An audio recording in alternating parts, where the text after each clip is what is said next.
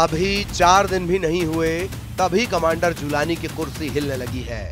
Commander Jolani ने असद से तो सत्ता छीन ली, लेकिन जुलानी अब एक नई जंग में पड़ गया है। जुलानी के लिए लड़ाई जानलेवा साबित हो सकती है, क्योंकि सीरिया में बशर अल असद की सत्ता जाने के बाद कई कमांडर पैदा हो गए हैं जो जुलानी से बेहद ही ज्यादा खूंखार हैं। एक्सपर्ट्स के मुताबिक सीरिया में इलाके के लिए होने वाली यह लड़ाई कुछ ही दिनों में गृह युद्ध में तब्दील होगी और इसमें अमेरिका से लेकर रूस और तुर्की सब जीतेंगे। अमेरिका पर्दे के पीछे होगा, तुर्की पर्दे के पीछे होगा, रूस पर्दे के पीछे होगा, ईरान पर्दे के पीछे होगा। लड़ेंगे सभी देश। सीरिया में खड़े किए हुए विद्रोही और गृह युद्ध बेहद ही खतरनाक होगा, बेहिसाब खून गिरेगा। बिल्कुल सही सुन रहे हैं, सीरिया को लेकर ये ऐसी भविष्यवाणी है जिसके बारे में एक्सपर्ट्स कह रहे हैं कि ये होकर ही रहेगा, इसे कोई नहीं रोक सकता, क्योंकि सीरिया में सभी देशों के अपने अपने स्वार्थ हैं और दमिश्क पर विद्रोहियों के कब्जे के बाद वो स्वार्थ प्रभावित हो रहे हैं और ऐसा कोई भी देश नहीं चाहता है। सीरिया में हालात खराब हो चुके हैं। अमेरिका के विदेश मंत्री का प्लेन इस वक्त एक्टिव है।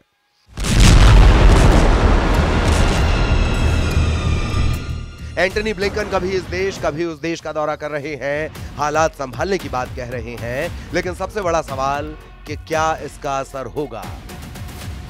अखबारों में, टीवी पर, मोबाइल पर दमिश्क पर कब्जे के बाद अब तक आप हजारों बार कमांडर जुलानी का चेहरा देख चुके हैं। कमांडर जुलानी को दुनिया का बच्चा बच्चा पहचान चुका है, लेकिन सीरिया में अब भी सैकड़ों नहीं हजारों जुलानी जैसे कमांडर हैं जो मौके की तलाश में हैं। कुछ ने तो सीधी ललकार भी भर दी है। सीरिया में सक्रिय गुटों में खूनी संघर्ष बढ़ते जा रहा है, जिससे सीरिया में नया गृह युद्ध छिड़ने का अंदेशा पैदा हो गया है। फर्स्ट पोस्ट की रिपोर्ट के मुताबिक सीरिया में तुर्की समर्थित सीरियाई नेशनल आर्मी यानी SNA और अमेरिका समर्थित सीरिया डेमोक्रेटिक फोर्स यानी SDF के बीच तनाव बढ़ रहा है। SDF कुर्द, अरब और सीरियन मिलिशिया का गठबंधन है। SNA तुर्की के समर्थन से बने विद्रोही समूह का गठबंधन है।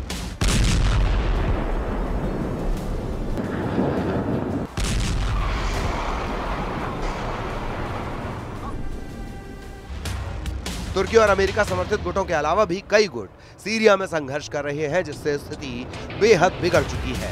अमेरिका के विदेश मंत्री एंटनी ब्लिंकन कई देशों का दौरा कर रहे हैं। अपने दौरे से पहले पड़ाव पर ब्लिंकन तुर्की पहुंचे। यहां उन्होंने पहले तुर्की के विदेश मंत्री से मुलाकात की, फिर राष्ट्रपति एर्दोआन से मिले। ब्लिंकन ने कहा कि अमेरिका इलाके में शांति के लिए हर कोशिश करेगा।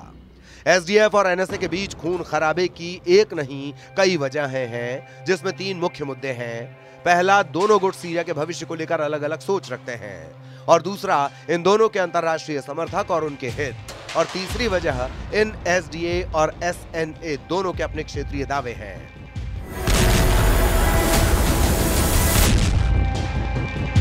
हल्के हरे रंग में सीरिया के नक्शे पर दिख रहे इस सबसे बड़े हिस्से पर HTS कमांडर जुलानी का कब्जा है। पीले रंग में घिरे इलाके पर कुर्द लड़ाकों के SDA का कब्जा है। फिरोजी रंग में दिख रहे इस इलाके पर SNA का कब्जा है। इसमें कोई शक नहीं कि सीरिया के रेगिस्तानी इलाके में दाइश मजबूत हो गया है। ये लोग पहले छिपे हुए थे, अब खुलकर सामने आ गए हैं। जो लोग दाइश से मुकाबला कर रहे थे वो अब नहीं रहे, वो रेगिस्तान में मौजूद हैं और अब हमारे इलाकों में दाखिल हो रहे हैं।